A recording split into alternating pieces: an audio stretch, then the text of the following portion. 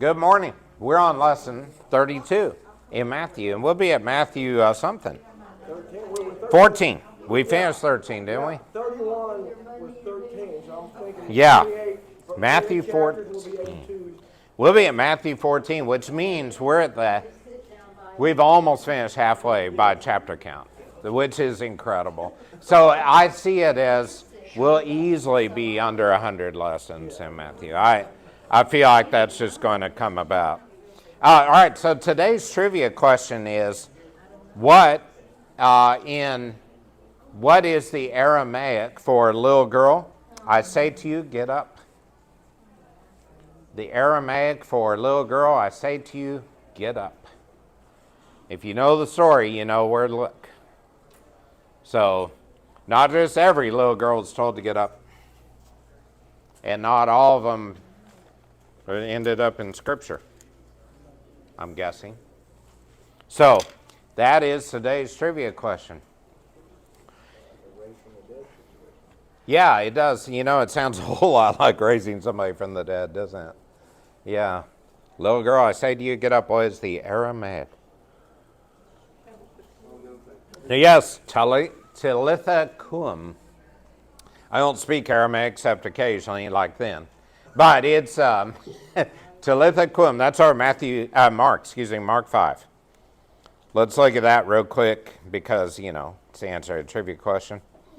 So, Peter, James, and John, this verse 37, Mark 5, followed Jesus. When they came to the home of the synagogue ruler, Jesus saw a commotion, people loudly crying, wailing.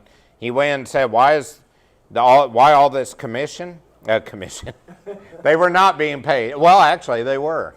Now that I think about it, they were being paid to be formal wailers, but it wasn't about the commission. Why all this commotion and wailing? The child's not dead but asleep, but they laughed at him. He put them all out. He took the child's father, mother, and the disciples who were with him, we just read, Peter, James, and John, brother James. And went in where a child was. He took her by the hand and said to her, Talitha Kum, which means, little girl, I say to you, get up. Immediately the girl stood up and walked around. She was 12 years old. At this, they were completely astonished. He gave strict orders not to let anyone know this, and he told them to give her something to eat. So, we talked about that in the Matthew version. It doesn't have the Aramaic. But in the Matthew version, we talked about how the mourners were hired to be there, and I think a lot of it was, in this case, was so there'd be a lot of witnesses that knew very well she was dead. And when he said she's not dead but asleep, that's why they laughed. And then when he produced her alive again, I think it was quite amazing to everyone. So, certainly an incredible story. And a nice little use of the Talitha Kum. So why would he say to the little girl, Talitha Kum, in this case, rather than, little girl, I say to you, get up? Little thought question. Where did it happen? Yes, it was Jairus, the synagogue ruler in Capernaum. They didn't speak English. Yes, I just heard your answer. He didn't say, little girl, I say you get up, because he didn't speak English. English was not yet formatted as language. That's a good answer. I like that. Yeah. But the other reason I think, and I'll save us a little time, for Talitha Kum was that was a common spoken language of the day. The common written language was Greek.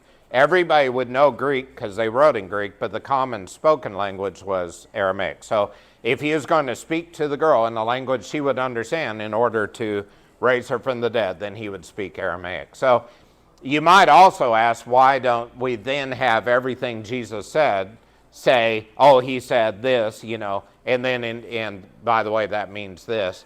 And I think it's just that this was such a moment of awe for those disciples that were there and for her mom and dad that they that they emphasized the Talitha Kum in this gospel that Mark did.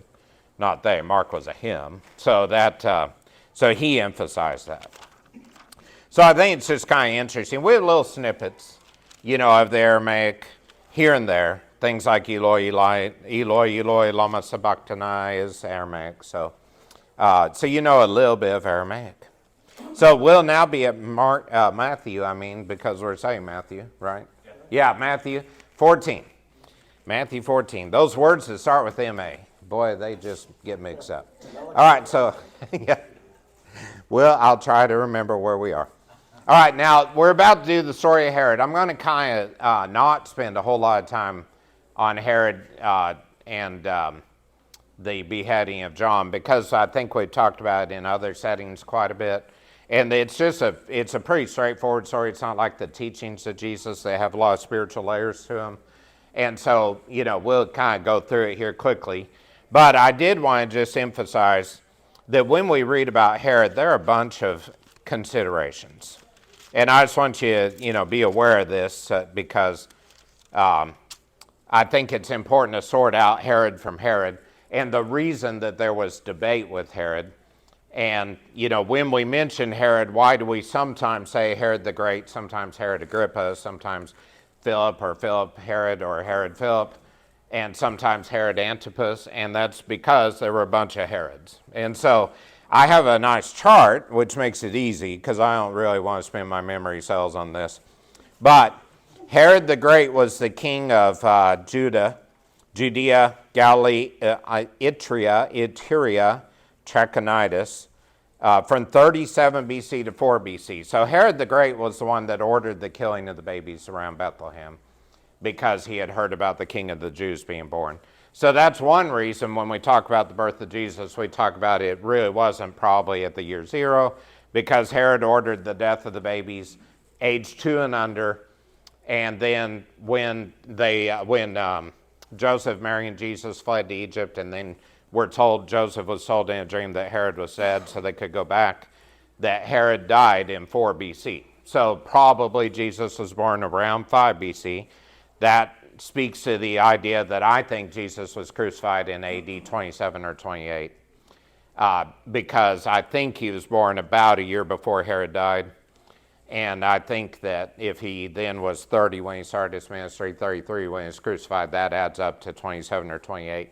If he was born in 4 BC, right before the end of 4 BC, when Herod died, then he could have been several months old, and that would be AD 28, and it would be AD 27 if it was 5 BC. If it was 6 BC, it'd be 26 or 27 BC, AD, excuse me. I don't know how many BCs and ADs I threw in there, but you know what I'm saying.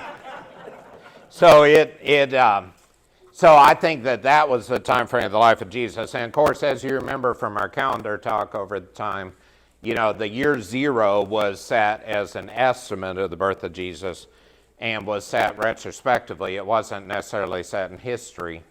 And so that's why, Herod didn't know he died in 4 BC. He just knew he died. And later it was assigned 4 BC. And so it's close, very close. But I don't think it was quite the birth of Christ. So that was Herod the Great. And then Herod the Great gave birth to these atrocities. Herod Philip II, Archelaus, well, he didn't give birth. His various wives did, just to be precise. And that was Herod Philip II, Herod Archelaus, Aristobulus, Herod Antipas, Herod Philip I, and then the mother, and then Antipater was the other one. So 2 of those don't have the title Herod in their name. That's Aristobulus and Antipater.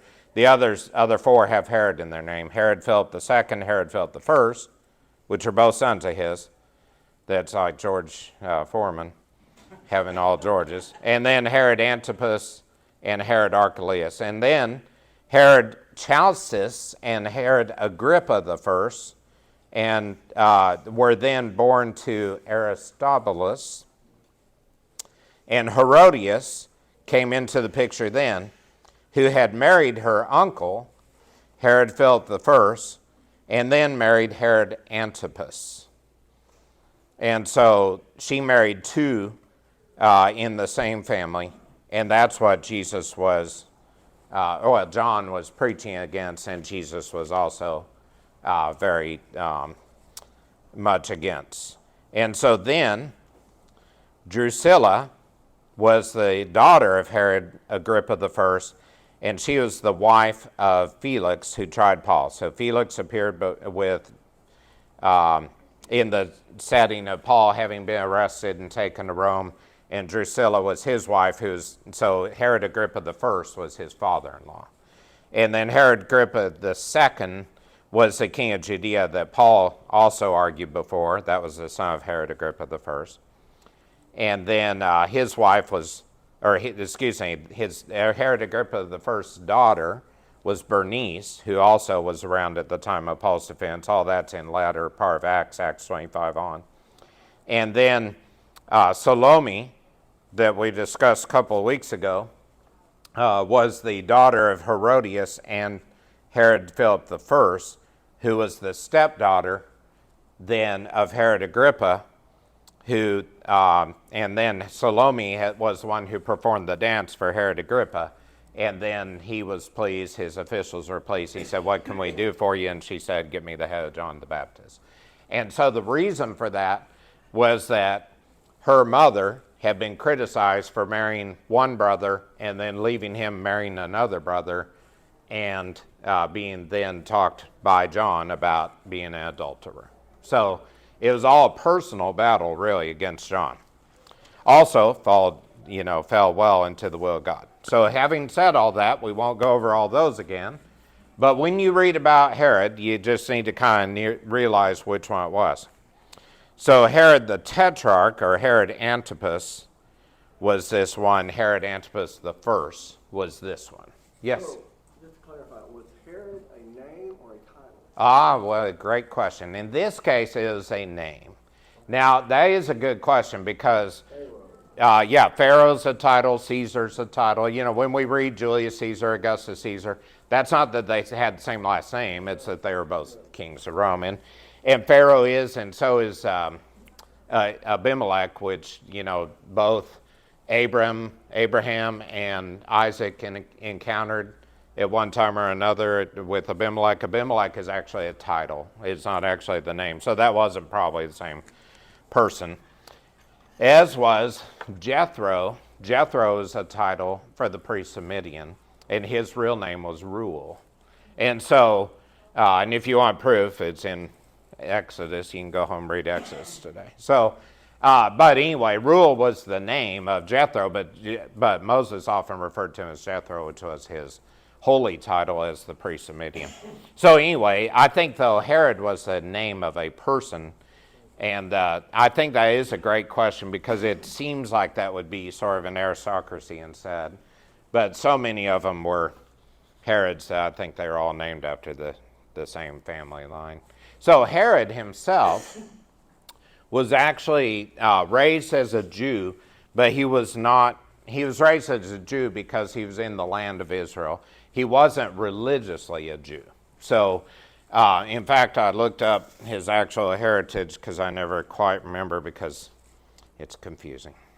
And that is, he was the second son of Antipater the Idumean, a high-ranking official under the ethnarch Hyrcanus II, and Cypros, a Nabataean Arab prince from Petra. Now it makes sense to you. So Petra, is in Jordan. So he was the son of Syrians. The Syrians lived in the realm of modern-day Georgia, which is where Petra is. Sorry, I keep feeling like there's something on my tie. There is. Yes, there is. And so Herod's father was by descent an Edomite. So who were the Edomites? Yes, descendants of Esau. So when we had, Jacob and Esau split, after their battle about lentils and sacrifice and false hair and smelling like a wild animal and all that stuff, they split, and Jacob, of course, became